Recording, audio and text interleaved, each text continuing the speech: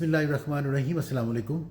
वो लोग जो झूठी कस्में खाते हैं, झूठ बोलते हैं, अल्लाह और उसके रसूल सल्लल्लाहु अलैहि वसल्लम की कस्में खाकर ज़ाती फ़ायदा हासिल करते हैं, ये लोग दुनिया में भी नाकाम होंगे और आखिरत में इनके लिए दर्दनाक अज़ाब है।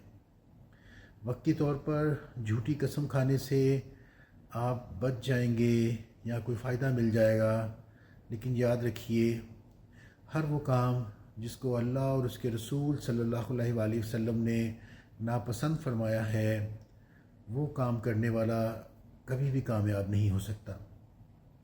सूरह आले इमरान, जो कि कुरान मजीद की तीसरी सूरत है, उसकी आयत नंबर 77 में इरशाद हो रहा है कि बेशक जो लोग अल्लाह के अहद और अपनी कसमों के इवज़ थोड़ी सी कीमत लेते हैं, इनके लिए आखिरत में कोई हिस्सा नहीं, और ना अल्लाह इनसे क़यामत के दिन कलाम फरमाएगा और ना अल्लाह इनको पाक करेगा। इनके लिए दर्दनाक अज़ाब है।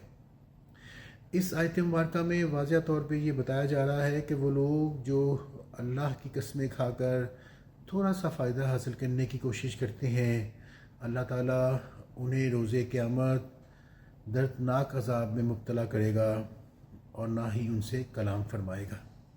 और वो लोग जो इस तरह की हरकतें करते हैं, झूठी कस्में खाते हैं, उन्हें ये याद रखना चाहिए कि ऐसा करने से दुनिया में भी उनके लिए रुसवाई होगी और आखिरत में भी उनके लिए अज़ाब है।